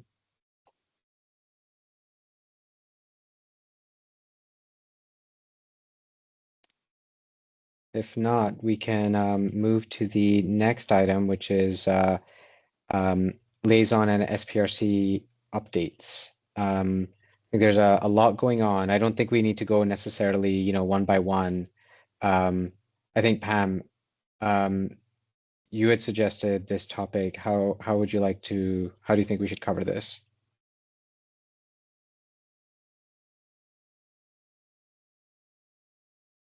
If you're talking, you're on mute. I'm on mute and I'm on my husband's computer and he has reversed the keyboard and I always get confused trying to adjust things. I don't know why he does it. It makes me crazy.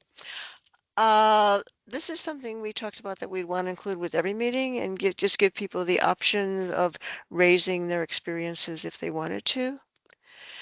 And I would be happy to say something about the Air and Space Association site, SPRC, since that just finished and that's the last SPRC for the project. So we're done. If you want me to say something about it. And then anybody else who wants to say anything about the projects that they're working on. So the Air and Space Force Association site, which is at 1501 Langston. I was kind of a pinch hitter substitute for the SPRC. Very, very interesting meeting.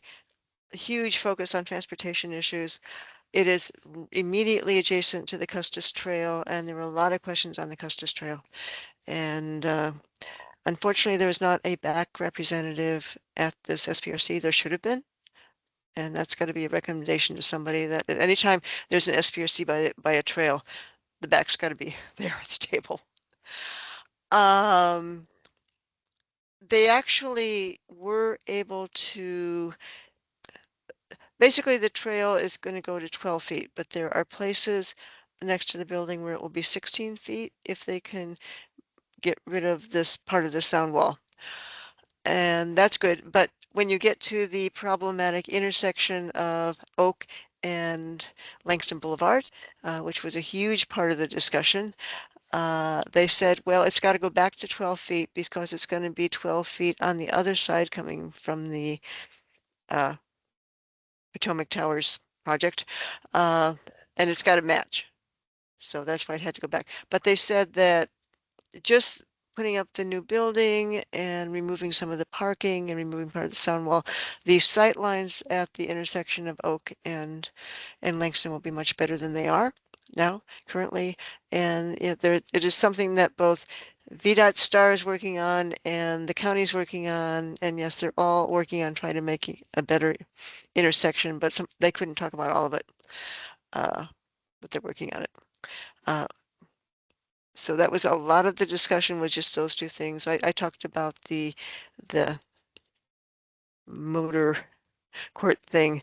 So there's actually a pathway for Kudo people to drive around and go under this overhang, drop off stuff by the entrance to the hotel, to the building, and come back out. There are issues with pedestrians who continue on the sidewalk, as there are with any of those. We talked about some possible solutions to that, but it's probably not a horrible idea. And by doing that, they're removing some of the parking that would be in front of the building on Oak, and that's a good thing. And they're also narrowing Oak, so there's going to be more room for sidewalks and landscape. They have very lush landscaping planned.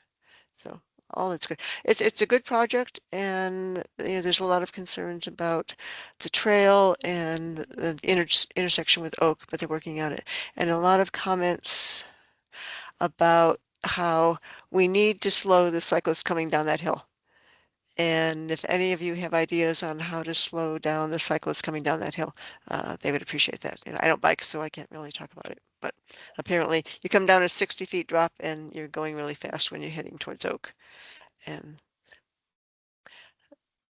one person at the meeting had very strong comments about cyclists, which you can hear in the recording. So anyway, that's one.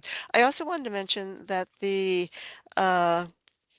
Potomac Overlook, which Eric Malpelli is on, when I was looking at the part of its webpage, it has been approved for, gone through tier 1, it's approved. So it, the staff have told the developer that they can have a tier 2 project at this point. So I'm assuming it's going to be starting up again by the fall. So Eric Malpelli, pay attention. It should be coming up again soon, and that's a good thing. And there was a lot of discussion about how we need to really coordinate what's going on all that whole section of Langston. You have 2 huge projects there, and Langston needs work. So that's the end of my comments on that. Question on the VHC project that Ms. Campbell commented on this meeting and Mr. Clark the last meeting. Is anybody on our group slated to participate in that project? Yes, Don. You want to Oh, say Don. something, Don? And Don has been so involved with it. He has done every possible thing. Perfect. He's been great. The question I had, do we understand? Oh, I'm sorry, Ms. Campbell still did. What exactly the question is regarding the pathway? Don, if you're talking, Don, you're muted.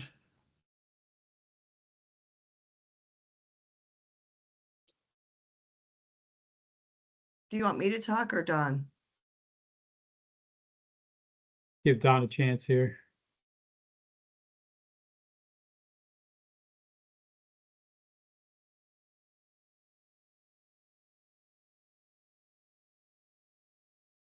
It's Teams, so everything's in a different spot. Okay, is that better? Yes. Yeah. Okay, I'm sorry. Okay, so the first SPRC meeting is this coming Monday. the 18th, and then there's another one June 25th. I think I understand the issues on the bike path. It connects a loop road, this part of the new facility, to Fifth Road, which is kind of in the middle of the Glen Carlin subdivision. And that's, as Sue Campbell mentioned, there was a lot of commentary about that. I don't have the whole picture yet. That's so- great, though. You're on it and perfect. Thank you. I just wanted to make sure that we were covering that. Thank you. Yeah.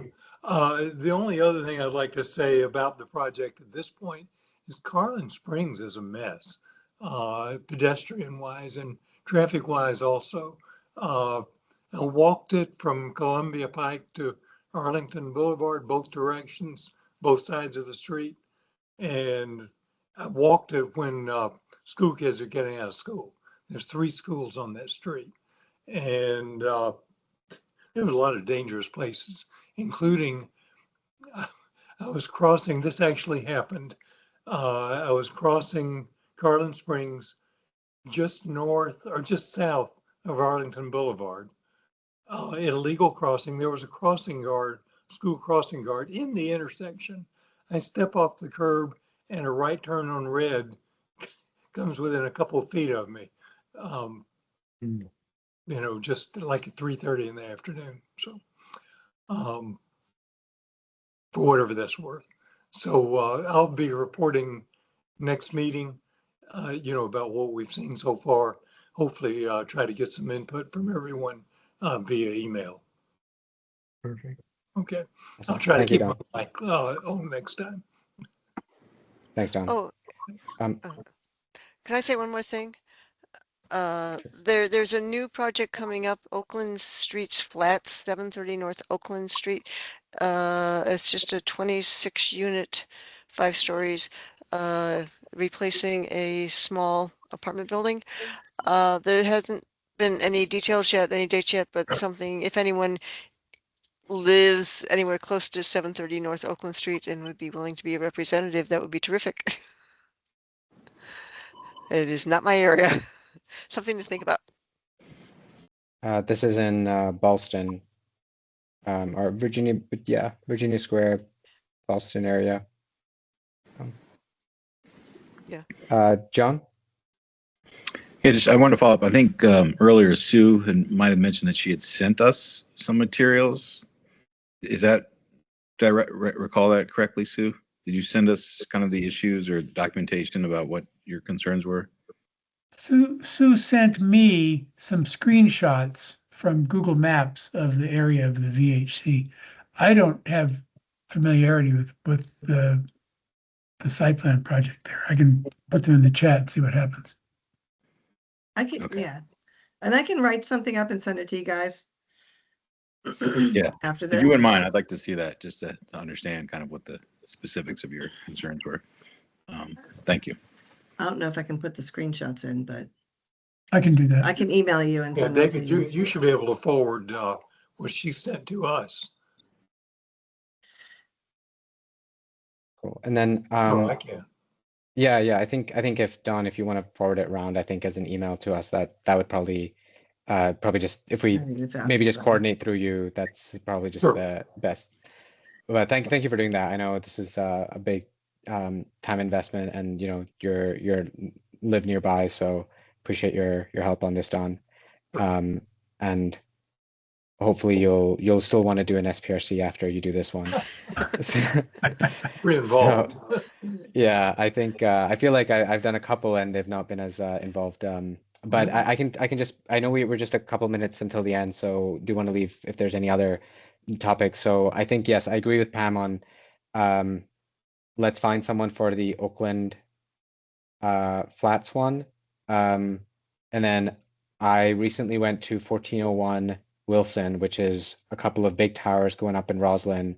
You would have seen my email for the PAC reps on some of the sort of, you know, the roads around, especially on Wilson, like it's like uphill and it's like multiple lanes and things like that. And there's a lot of good going into that project. Like really activating. There's a pedestrianized plaza already there, but they're really activating it there. There's a grocery store, so you're going to see a lot more pedestrians there today.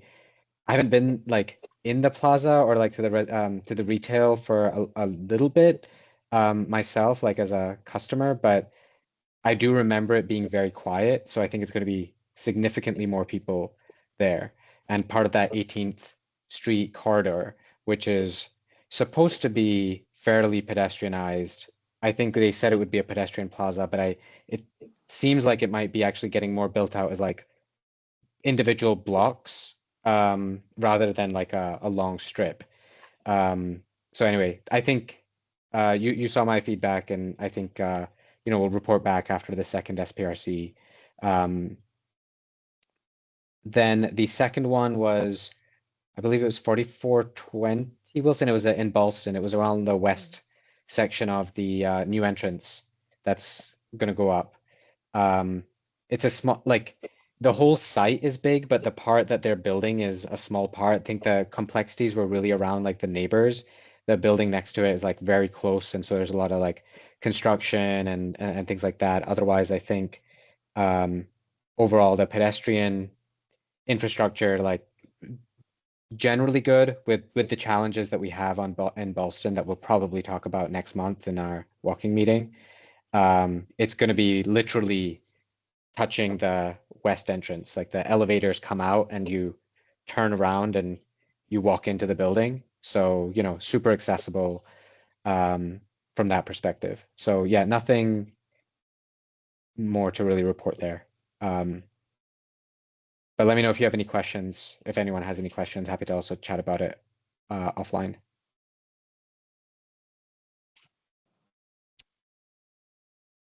All right, so Pam, did we miss any of the items that you wanted to cover on the SPRCs? I'm looking at your list that you had emailed me, No, and I think that Oakland was Flats that was was the main one. everything. That was everything. Did you talk? You talked about the Spire a little bit, I think. I didn't And go to the Spire. Eric Goodman oh, covered for the okay. Spire. Well, and he's I not went here. to the All right. I went to the first one. He went to the second one. Ah, okay. Well, when he gets back, he can talk about it. But, and yes, the only new one is Oakland Street's flat, that's my knowledge. There are some transportation project things I'd like to mention. Sure. Okay. CCDCA now has their results of the last public engagement posted, so interesting stuff to read. The pedestrian advisory committee letter is specifically mentioned. The letter itself is not included, but a lot of the key points are in their slide deck, so that's good. So clearly, it was received and responded to. So that is good. On May 7th, there was an open house at the Longbridge Aquatic Center for the Longbridge project, and Dana Bress and I attended. There will be a major detour on the Mount Vernon Trail to get around the construction that has started going up. That detour will be ready around Memorial Day, and apparently it is rough going on the trail until they do the detour, and the detour is going to be a little bit interesting. The final thing I wanted to mention, there was a recent email from Vision Zero about leading through intervals. The Vision Zero project, comments are due June 1st. It will provide better bike ped crossing times at intersections, and they have two pilot projects, one at Wilson and Lynn and one at Washington Boulevard and 10th. And that's something I will send the link out, and that's something we should all pay attention to and respond to, especially if we happen to be anywhere close to Wilson and Lynn or Washington Boulevard and 10th Street. I'm not quite sure how these are different from regular LPIs, David. Oh, What I understood was it's sort of it's a right hand, like they've got a straight light and a right Right. light, and they make the right light red, Right. and then something like that. So versus the leading intervals, it's just a general, I don't know what these things are called. I just know it's up and, straight and Yeah. right, but like the general green light that stays red. So I think that might be the difference. And the LPI is very short, and this I think would be longer because you've got the traffic going straight going with you as well. And I don't know how that impacts left turning drivers because they're as big a problem as right turning drivers. So I guess they wouldn't reach them. Yeah. I'm near both of those, very close to one and pretty close to the second. When's the feedback for that due? June 1st. Yeah. Oh, I okay, pretty will good. post it tomorrow and remind people to look at it. Yeah, I mean, if it's helpful, I don't know if others are near there as well, or if passed by. Like, I actually avoid both of those areas because of the, like, I genuinely avoid businesses where I have to cross which one is it, 10th and Washington, because that's Oh, a yeah. really scary. And yeah, like I Yeah, think the it is. boardroom was there and it just closed down, and I'm like, maybe people are like me and avoided crossing that intersection. Anyway, so but yeah, I mean, I'm happy to take pictures or whatever, like, send an email around to everyone if it would be helpful. I don't want to, send you emails if it's not Yeah. useful. No, your pictures are great, but I'll send out a general reminder, and anything that you can add to it once you've looked at it would be great. I am not familiar with the project. It's like, oh, what is this? This sounds good. It's something that we need to look at. It seemed important, so that's all I got. Awesome. So it seems like there's a lot of feedback closing very soon, the Right. NCSP, as well as what we just talked about at the start of the meeting around the NVTA. Is it NVTA? Was that the one? Yes, MBTA, yeah. MBTA. Yeah. So that's maybe even like 10 items plus like two feedback forms closing on Sunday that, Right. that we should all try to provide feedback for. Yeah, I will send out a message with all of them, including the one that I just mentioned. I'll get Thanks, that out Pam. tomorrow. David? And Very quick, just to shoehorn Mary DeLau's report in.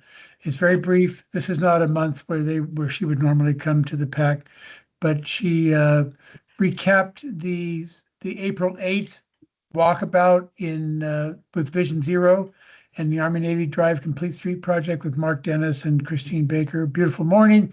45 people checked in. It was great to see so many PAC members there.